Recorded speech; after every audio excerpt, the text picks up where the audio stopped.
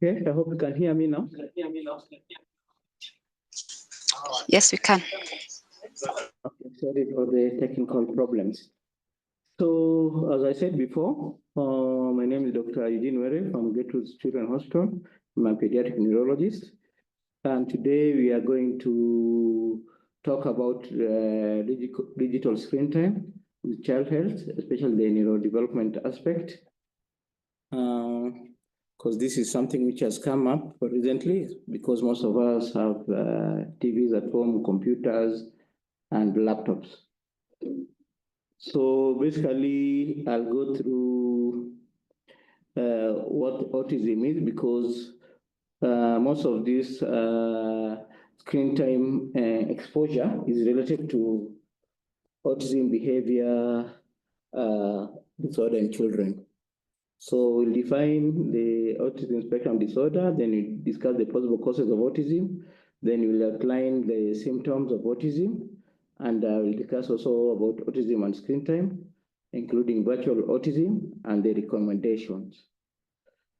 So most of us know that autism spectrum disorder is a development condition which involves challenges in communication, some restricted interest, and repetitive behavior. And it's now classified in three levels of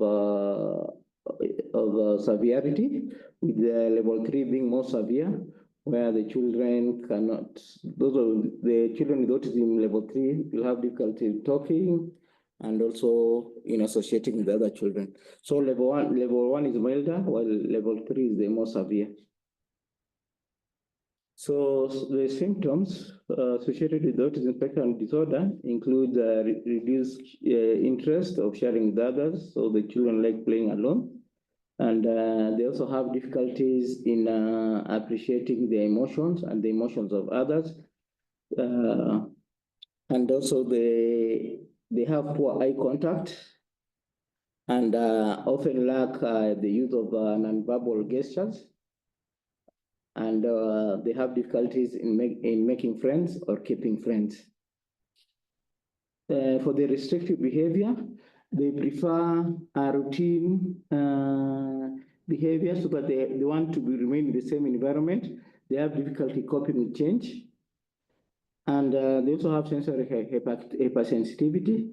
So like when they have when there's loud noises around, they'll put the hands around their ears so that to block the noise. And also they have what we call the stereotypical movements, such as hand flapping, rocking, and spinning, especially when they're happy. You'll see them flapping their hands or even rocking. And when they're annoyed, they can have tantrums, throwing down things and breaking things. And also they like arrange things in order, especially their toys. They'll want to arrange them in a very particular order. So when do you need a specialist to review a child if you're thinking the child has autism? This is when, like at 6 months, the child does not respond with smile, because babies should start having social smile at 3 months. So if by 6 months the child has not started having social smile, then it should worry you. And then when they don't mimic sounds or don't have facial expressions by 9 months, or when they don't babble or cue by 12 months, or even they don't gesture at 14 months. Gestures include pointing at something or waving. Or if they don't say any single words at 16 months, because they should start saying single words at 1 year, that's 12 months. They should be saying mama, baba, bye-bye. Then they should also have plays that include make-believe or pretend plays by 18 months. And by 24 months, they should be saying 2-word phrases.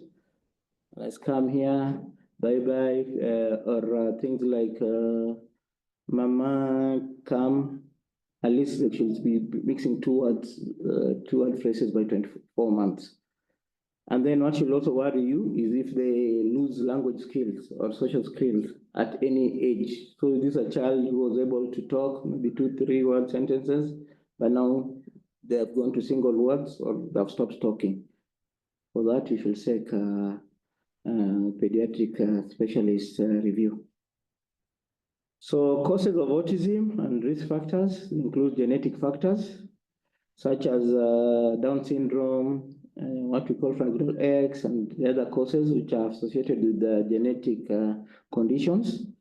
Then medications such as sodium valproate and thalidomide, especially if they're taken during pregnancy, then the child can be affected.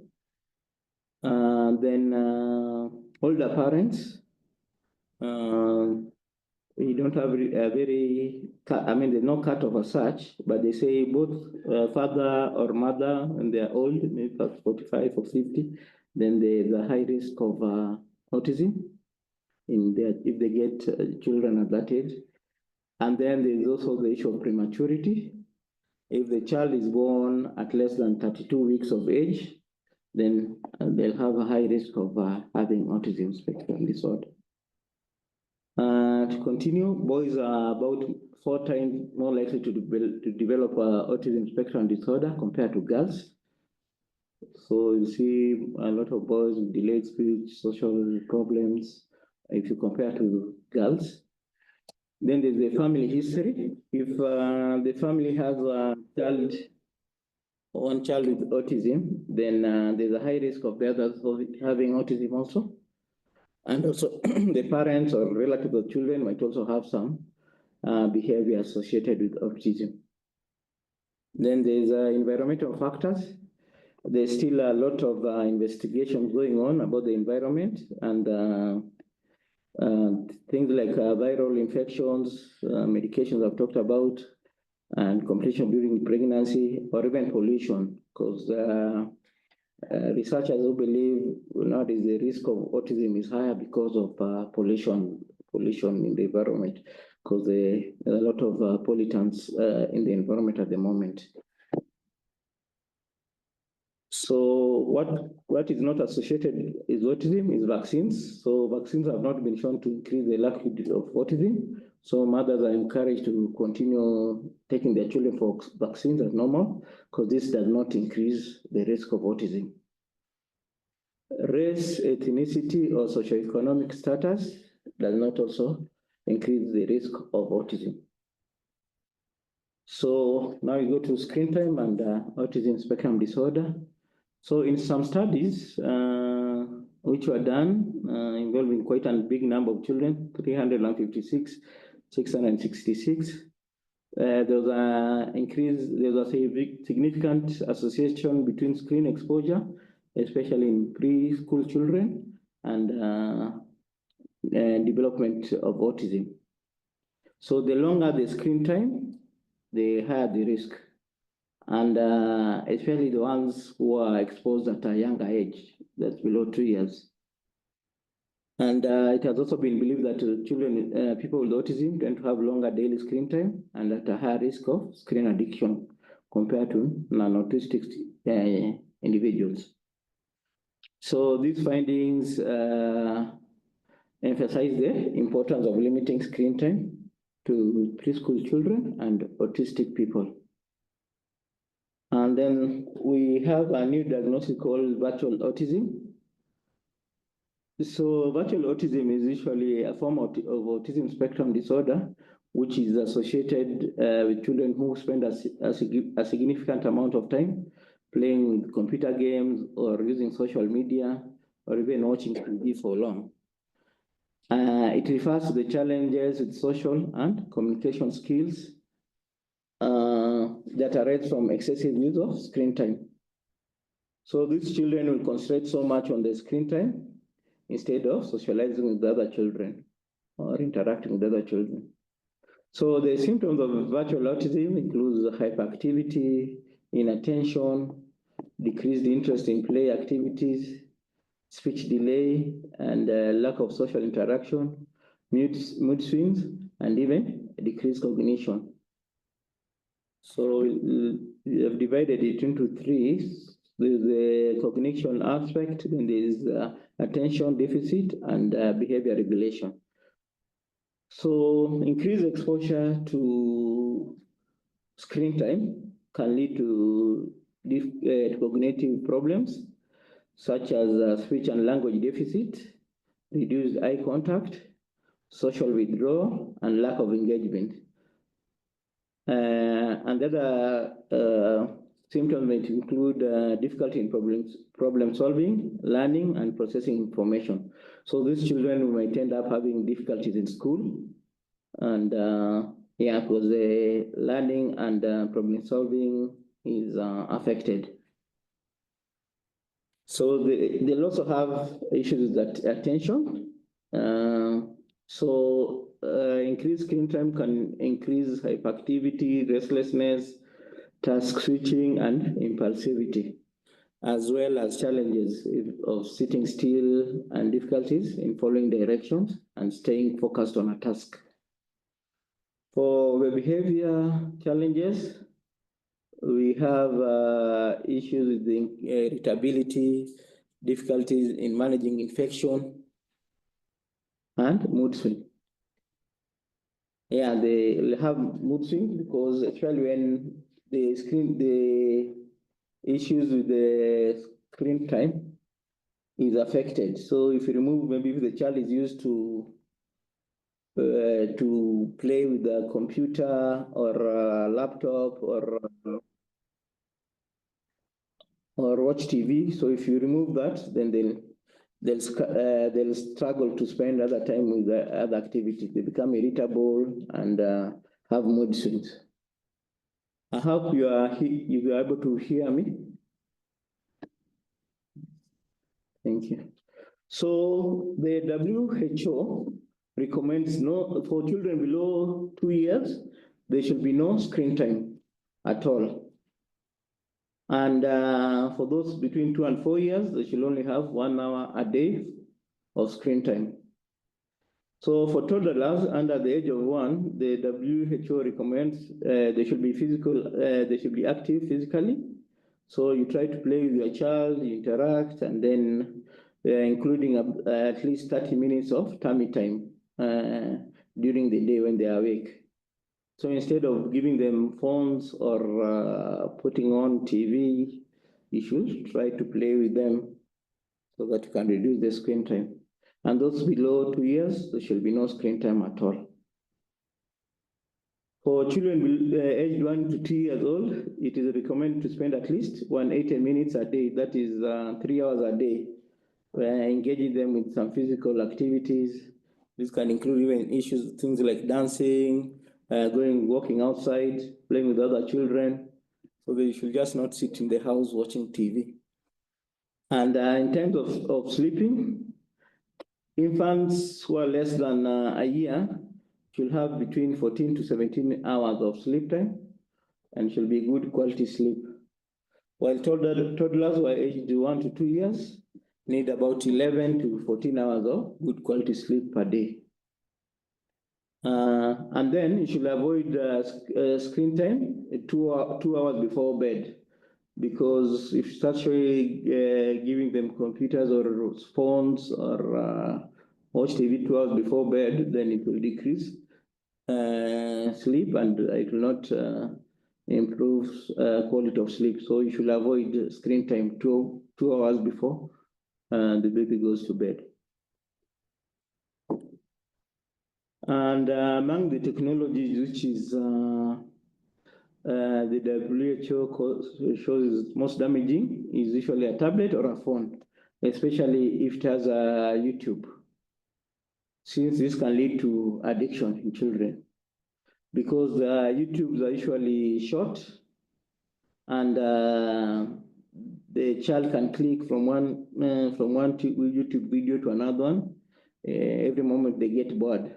And this increases impatience in children and make them quite inattentive. So they'll not concentrate on one story. They'll want to see maybe one video for a few seconds, then they move to another one, then they move to another one. So they'll not be patient to see the whole story. So this is difficult. compared to the old way where you parents will read a storybook or for the children to follow up until the end. But in YouTube, it's really if you let the child to manage it, he'll move from one story to another even before clearing it, and this makes them impatient and increase inattention behavior. The good thing is that virtual autism is reversible. So it's good to remove the technology if it was if you're using the phones or if you're using the TV or computers, you can remove it and it can reverse some of the symptoms. But it might not clear all the symptoms because there are other therapeutic interventions which can be done. And the best one is called ABA, Applied Behavior Analysis Therapy, which is usually used for autism. It is evidence-based, and it can teach children social skills, communication, and especially it's good for children who have virtual autism. And then you can also include speech and occupational therapy. Speech, especially for those who have language delay or speech delay. And occupational therapy will also help in, especially in behavior and social interactions. So all this can be done in conjunction with the applied behavior analysis therapy. And if there are motor deficits, they can also have occupational therapy. So basically, in conclusion, virtual autism is a set of symptoms that occur which are similar to autism spectrum disorder, and it's caused when children under 2 years old are exposed to prolonged time with technology. Technology here means TVs, phones, and computers. So the most common manifestations that I've talked about, there'll be communication delays that include speech and language delays, social deficits, because these children will just want to sit and maybe watch TV or be with their phones, and they don't want to play with their friends. And they'll also have behavioral issues, including emotional tantrums, and especially when you remove what they are used to. If it's a phone, if you stop them from using, they'll get very irritable and maybe show some behavioral problems. So the best thing, you should monitor and limit your child use of technology, as I've said before. So as the WHO recommends, children below 2 years will have no screen time, while those between 2 to 4 years will have 1 hour of screen time, and even older children should only have 1 hour of screen time. The other time they should be spending on physical activities or other activities at home.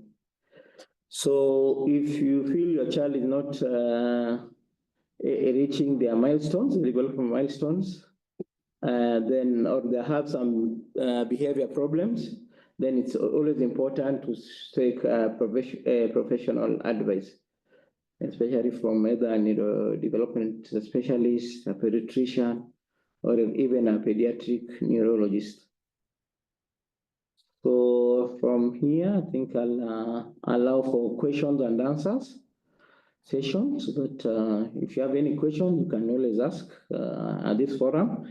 But I think we'll also put this online, so you can always interact with us for the next 1 week. And if you want to book an appointment at our specialist clinic at Gatus for neurodevelopment assessment or from pediatric neurologist, the numbers are on the screen. And I thank you all for listening to me, and I'll wait for questions. Thank you. Thank you so much, Dr. I can see we have a couple of questions. I can start with, I don't know how you want us to do the question and answer. I read all the questions, you answer, or I read one as you answer.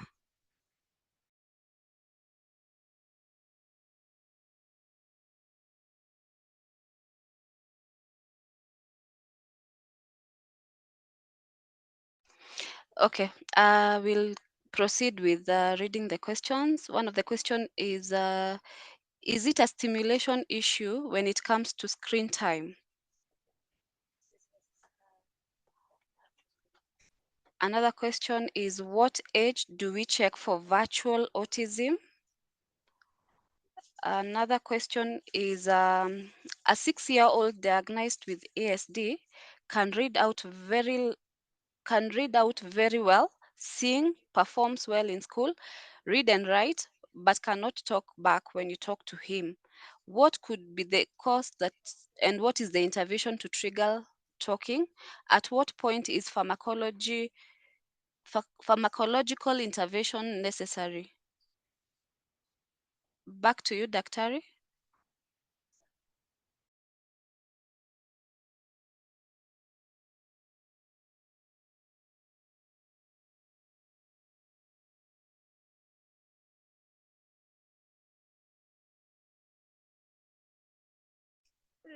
Doc, we can't hear you.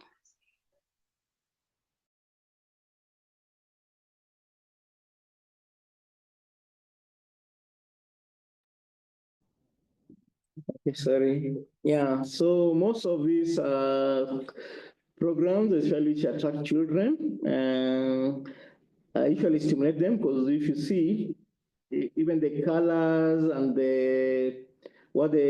especially cartoons, yeah, the colors are usually bright colors, the yellow, red, the bright colors to stimulate the child, and also the activities. I think they do things very fast, and even the way they talk, something like that. So the child who's used to this a lot of cartoons, they'll end up having being stimulated, but unfortunately the wrong way. So even the speech for those, if you watch those cartoons, they don't speak like naturally, like somebody. So they have a way they speak a very high tone and different tones, and even so this stimulates the child, but unfortunately on the wrong direction. So it will affect their language development, the interaction, because even those cartoons, they interact, they move very fast, and then if the child follows that, then usually it will affect their development. So what age is it virtual autism can be diagnosed? So these days, before they used to say 3 years, but nowadays autism can be diagnosed even at 18 months. 18 months. But as I've shown you, I think a different slide. And there's a slide where I said you can check professional advice, especially even at 6 months. If this child is not smiling at 6 months, then you think there's a problem and is not able to even a child, especially if he's breastfeeding, he'll have a social gaze, look at the mother, try to smile. So by 6 months, if there's nothing going on, then you start suspecting there must be a problem. And if he's not cooing or having any interactions with other children or laughing by 1 year, then you should have a problem. I don't know if you're seeing the one on the screen now. I'll put the slide with the early signs of or early signs for the autism. So it doesn't respond to a smile or happy expression by 6 months, doesn't mimic sounds at 9 months, doesn't babble at 12 months, gesture or wave by 14 months, or doesn't say a single word at 16 months. So basically, there are things you look for. If the mother notice any of this, then you should seek professional advice. It doesn't have to wait until 3 years to make the diagnosis.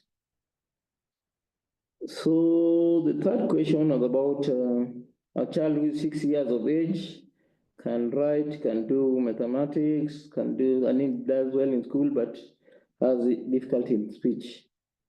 So as I said, autism is classified into 3 levels. There's level 1 to 3. So basically, the level 1, they might be even high-performing individuals. In fact, nowadays, among the richest people, we think some of them might be having autism. but they're high performing because they can do very well in things like maths, do well in sciences, engineering. Yeah, but there are social issues. They have social issues, and also they might have speech problem, language problem. They might not express themselves well. So this is a child, and that's why it's called a spectrum. Why it's called a spectrum? It's from the mild form to severe form. So the ones who have mild form can do quite well in school for some specific subjects, while yeah. So for this specific child with speech problem, then he needs a speech therapy and maybe OT so that he can be assisted, because you're saying at least he can do the other things, writing, doing maths, he's doing well, then yeah, he can still have autism, but a mild form. Yes, I think those are the 3 questions I had. Any more questions? Yes, we have a lot of questions.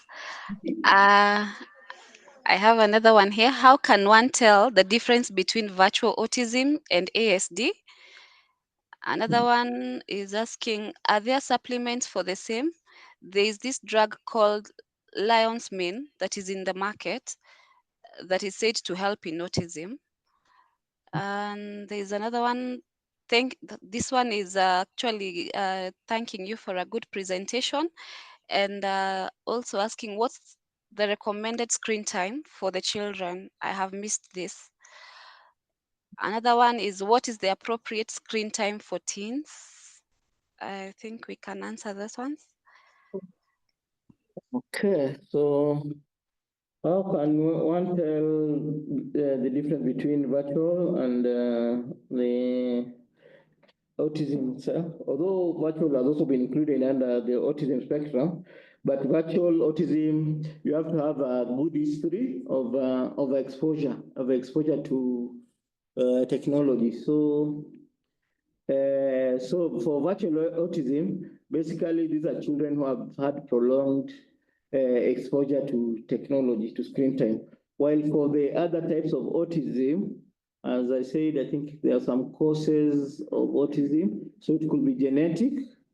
So these children might not be exposed to screen time, but they just still have the symptoms of autism. So it could be genetic factors, it could be medication, or even, I said, older parents or prematurity. So these are children who have not been exposed to screen time a lot, but they still have features of autism. Some of them can be familial, as I've said, and others environmental factors such as viral infections, complications during pregnancy, and nowadays they're thinking of pollution. So basically the difference is from the history. These are children, for virtual autism, these are children who have been exposed to screen time. While for the others, it's that maybe they have some genetic conditions which is producing them to autism, or there's family history of that. Then for the recommended screen time, I think there was a slide on that. So yeah, I think that's the slide. So for children below 2 years, there should be no screen time. That is 0 screen time. That's for children below 2 years. For those one between 2 and 4 years, 1 hour. And even for the older children, I think somebody was asking about adolescents and the other older children. Yeah, still it's 1 hour per day. So, and even adults, we should try reducing our screen time. So, yeah, because it affects with their social interactions. Because I know even adolescents, especially if you give them phones, they'll just be on the WhatsApp, they'll be on the social media.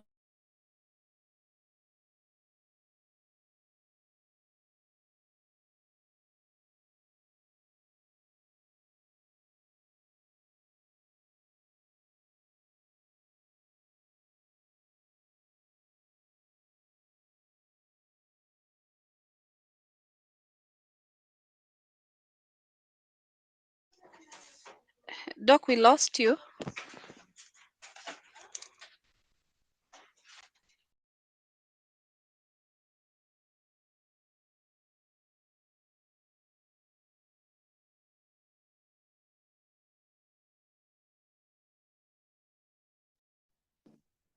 Sorry, were they hearing? Sorry, did you hear? Yes, we can hear you now. Yeah. Did you hear the answers for the questions? No, you can go back to the The appropriate time for screen for teens. Okay. Sorry if you didn't hear. So I was saying the appropriate time for adolescents or teens is still 1 hour per day. This is because we have seen so many teens just sitting with their phones on social media. They don't want to go outside their house. They're just stuck with their phones or their laptops. And this usually affects their social interactions. And they can have withdrawal, irritability, especially when now you stop them from using the technology. So basically, even for the adolescents and teens, it is 1 hour per day. And I was saying even adults should reduce their screen time.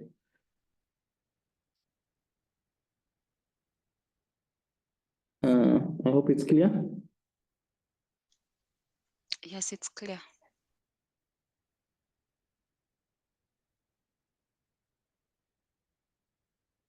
Yes, any other questions? Yeah, the questions are coming. There's one asking, what does phone call also affect them? Can a child have speech delay without autism? Another one is asking, how can a child born autistic and ADHS be helped to reduce the symptoms? Kibara is asking, are poor sleeping patterns in a 2-year-old a sign of autism? When should sleep patterns, minutes, I lost that one, become a reason to worry? Do you have a session for older children, preteen? I think, Doc, we can answer those ones. And then there's one who is saying, please answer on the lion's mane, the drug that she had asked about. Okay. Yeah, sorry. I'll start with that one. So, unfortunately, there's no drug for autism. But what we have is to treat maybe the complications. So the lions and the other supplements do not help. What helps is what I said, there's ABA therapy, which is, I think, in a few places in Nairobi. The other thing is drugs like what we have, risperidone, especially if the child is aggressive and is not able to stay still. There are specific drugs which help with the symptoms. And if they have seizures or other problems, then they are treated for that. But there's no particular drug to treat autism. So it's more behavior, speech therapy, and occupational therapy, which helps them to improve their symptoms. So nobody should sell you drugs saying that it's treating autism. So to go back to the other questions you asked, I think it was about phone calls. Yeah, so phone calls ideally don't affect, they are not related to autism. It's not a risk factor. Then there was a speech delay with, is autism the only cause of speech delay? The answer is no. There are other causes of speech delay, things like hearing test. There are other genetic conditions which are associated with speech delay. So autism is just one of the causes of speech delay. It's not the only cause. There are other conditions which have to be ruled out before you start thinking of autism. And in fact, most of our patients who come with speech delay, we usually send them to hearing test first. And then we also do sometimes EEG, because some of this speech delay or speech regression can be associated with seizures, conversions which you don't see. So some seizures can also cause speech delay. And then some of the speech delay is familial, things like stammering, or it could be in the family. So autism is just one case of speech delay. So one was asked about ADHD and the SD assistance. As I said, there's applied behavior analysis therapy, which can help a lot in ADHD and ASD. It's called ABA, and it's found in Nairobi. So it helps in social skills, communication, and regulation. And then speech therapy can also help, especially if it's done with the ABA. And occupational therapy is also important, especially the ones who have behavioral problems. So there's speech therapy, there's occupational therapy, and applied behavior analysis, ABA, which can help in ADHD and ASD. And on that point, I think the issue of that, maybe somebody might ask later, the only thing which has been shown to work is reducing sugar in the diet, but the things like dairy products and wheat products do not have any effect on autism. So we should not tell parents to reduce that. And then you wanted a session on the preteen. Maybe that one can be organized later, but at the moment, I don't have it.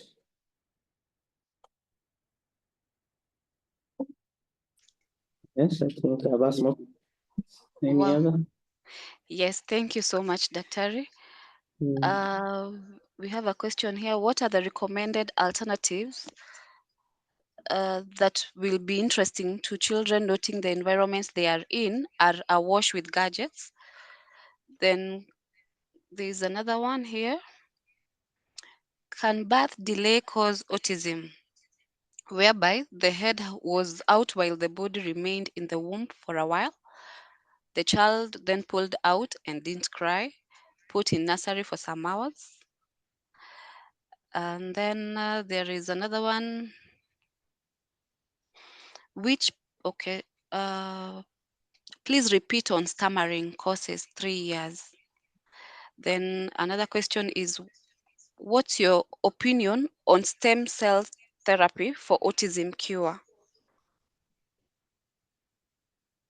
Okay, thank you for the questions.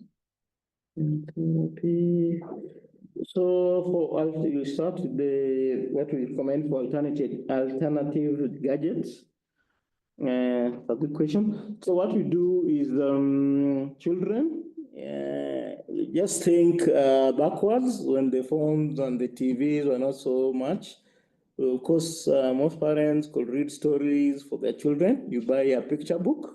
Then for the small ones, 2 to 3 years old, you buy a picture book with a lot of colors or something. Let the child try to it will also encourage them to talk, because you can maybe the picture book has a picture of a ball, a boy, so you show them this is a boy, this is a ball, a cat.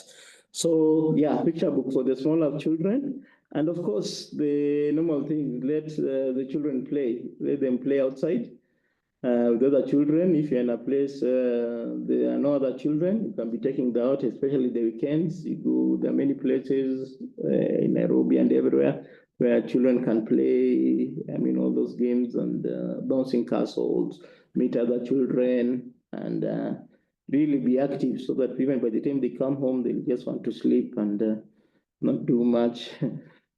So there are very many alternatives to the gadgets, and play is the key thing, because even when they're playing, they're learning. And then I said also about the picture books, and then maybe drawing, visiting places. Yeah, I know nowadays parents, we don't have so much time with our children, but even they're saying you can put for them a song and let them dance around, and yeah, so you can do a lot of activities in the house. Yeah, and teach them the basic things. If they are older enough, and try going to the kitchen with them, washing dishes with them, if they're older enough, such things, so that you just don't let them sit and be on their gadgets. There's the question about the child who has difficult delivery. Yes, so depending on the area of the brain which is affected, because if you have difficulties in delivery, then usually the oxygen supply to some area of the brain can be affected.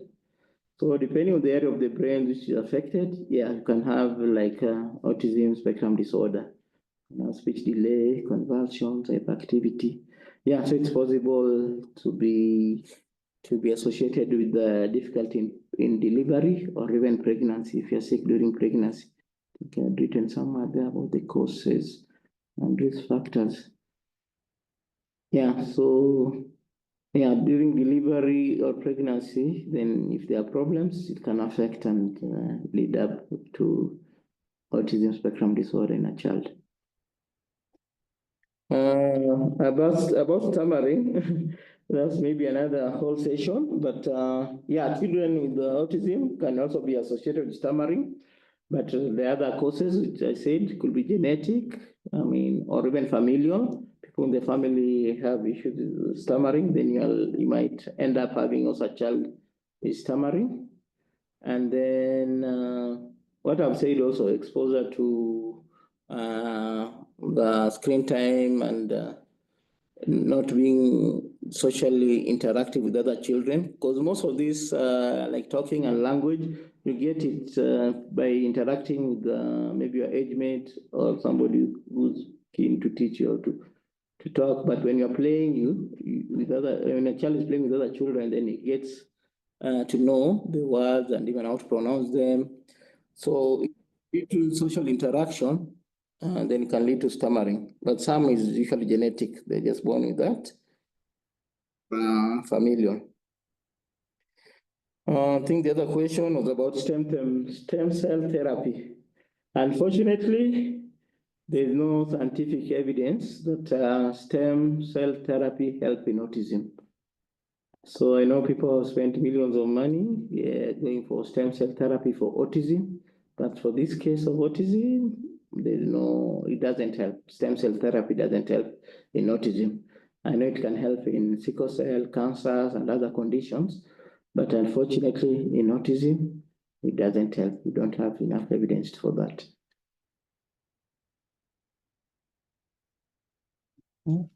Wow.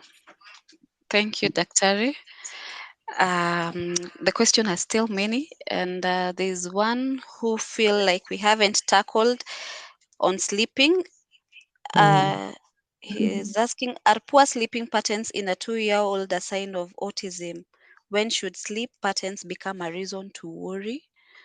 There's another one who is asking, is virtual autism a risk at any age, or is there a specific age where you should be worried more? Okay. Then I have another one who is asking, can brain injury at a tender age develop into ASD, especially for a child who had achieved milestone in line with age before the injury? And then somebody is asking, you talk about the food in autism, the food I think they're supposed to be eating. Is it true shouting at kids may be a risk factor to stammering? What should we look at when one notices a child stammering and they usually don't stammer?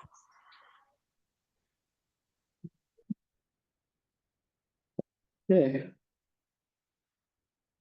Maybe the one I forgotten was about sleeping. Okay.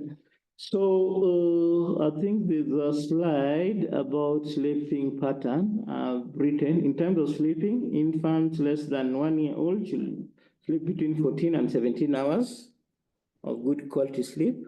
Then toddlers 1 to 2 years need about 11 to 14 hours of sleep. So if you see a child who has issues with sleeping, and it depends, is it every day or just once? Maybe you're sick or you had some other issues, and that she'll treat she'll take to child to the hospital. The issues will be treated, maybe had fever, coughing, or has running nose. But yeah, if it is persistent, even without any other signs like fever, cough, stomach, diarrhea, the child has been well during the day, but he just doesn't sleep, just up and about. Yeah, it can worry you because children with autism usually have problems with sleeping, especially getting to sleep. They'll be active, they can even sleep at 3 in the morning, just active the whole night. So those ones you should need professional assistance.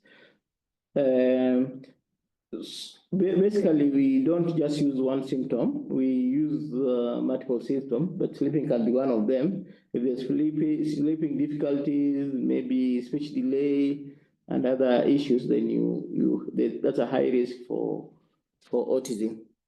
But if there's sleeping and there's a cause for it, then you should not worry too much. But if it's persistent and has other symptoms, then it's good to be reviewed by a pediatrician. For visual autism, yeah, as I said, visual autism mostly occurs below 2 years, especially for children below 2 years who have been exposed to excessive screen time.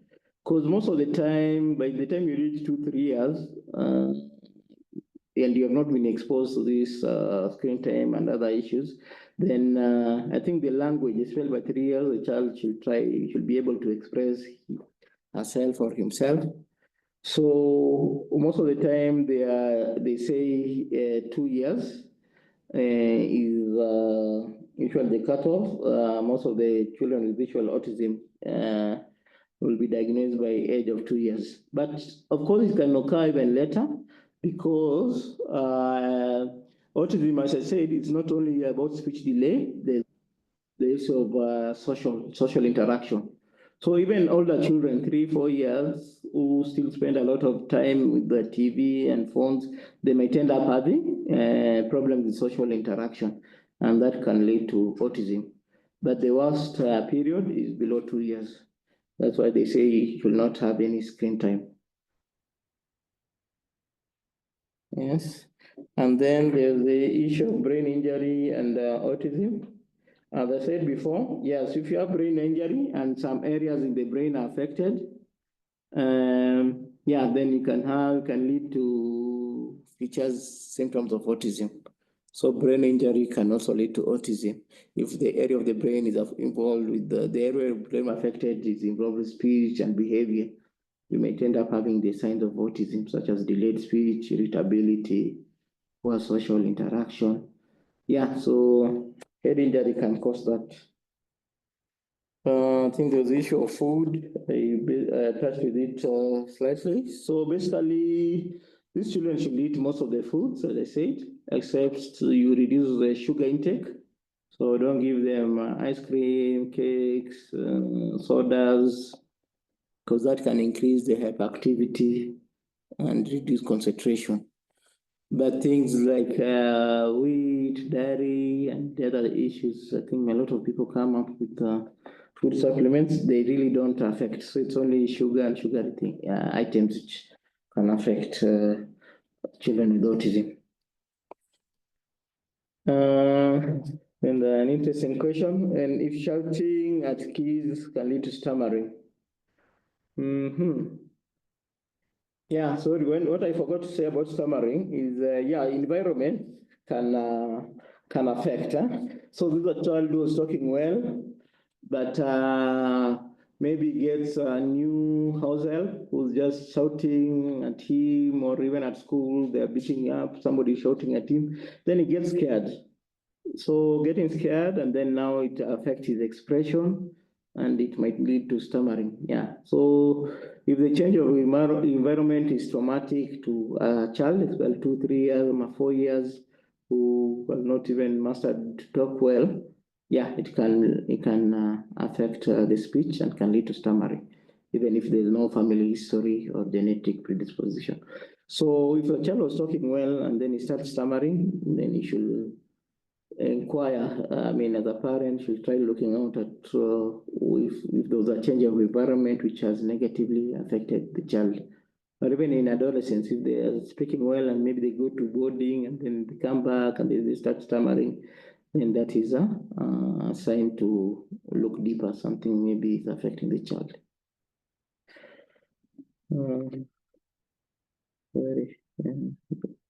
The last question, I don't think I got it. Is it possible to repeat for me the last question you asked this? Yeah, the last question was about shouting at the kids. Yeah, then after that. And then there is another one. What about foods with natural sugar like sweet bananas, watermelon, etc.? Mhm. And then somebody is thanking you for teaching us a new term called virtual autism. Mhm. Thank And, you. and then there is the sleep hours for a child continuous. We have tackled all the questions.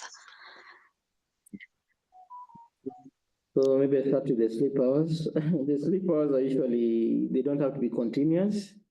Especially for the small babies who are breastfeeding, every 3 to 4 hours, if the babies are not woken up after 4 hours, you should wake them up and breastfeed. So it's not like continuous. He sleeps only 14 hours without waking up, even you will be worried. So 3, 4 hours, the baby should wake up and maybe feed, do something. So they are not continuous, but the total, the ones I've written is the total for 24 hours. Yeah, so it should be 14 to 17 hours for small babies, but that's for 24 hours. In between, they should be waking up to eat and maybe play. Then natural sugars. So long as they're natural food, I don't think they're contraindicated. You can give watermelon, you can give bananas. They are not contraindicated. What we don't want is the additives and those things like soda and cakes. So the natural foods should be eaten as usual. Um, yes, I think that's all, unless somebody still has a Yes, burning question. And we'll still be we'll have a link. You can still ask questions online I think for the next 1 week. yes, Dr. There is one burning question here we had missed. At Mm. what point should I take my child for a speech delay assessment? I have a 3-year-old with a speech delay who started play group in January. She has just started developing speech. Should I still take her for an assessment or wait it out? Also, what does wheat cause autism? I think we had discussed that. Those are the questions we have. Okay. For the wheat, I think I said wheat doesn't cause autism, and wheat products don't cause autism. For speech delay, I think for the first one, the issue of speech, at least the thing to remember is 1 year, the child should be saying single words like baba, mama, tata, by 1 year. So if by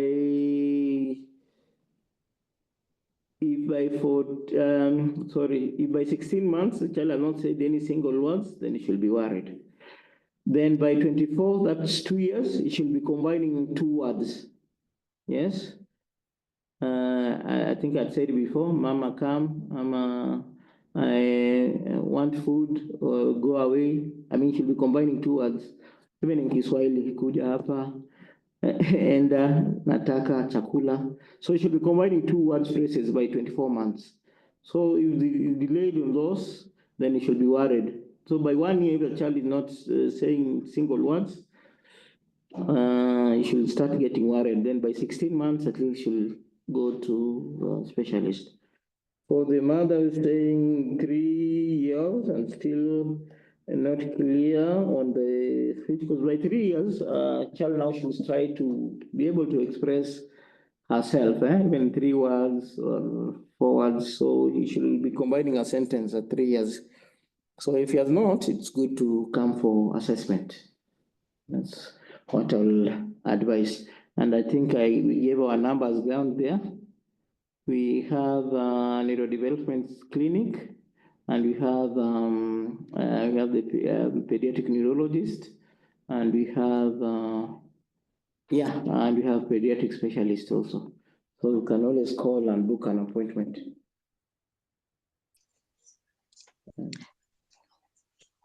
Right. Wow. That was a very insightful session. And I believe we've all learned something today. Special thanks to Dr. Eugene Were for sharing his expertise with us. And on behalf of VPA Insurance, we would like to sincerely thank you for attending our today's webinar. We are pleased to inform you that the recording of the webinar is available. I have shared our email address. If you would like to get it, you can just email us. We are going to send it. Additionally, the question and answer session will continue throughout the week in our WhatsApp group. So feel free to join our group, as I have shared the number. Ask any lingering questions or engage in further discussion. Dr. will also be in that group to answer all the burning questions we'll be having. Thank you once again for participating today. Should you have any questions or need for further assistance, please don't hesitate to reach out. Asanteni sana and have a fruitful week. God bless you. Thank you all. Thank you.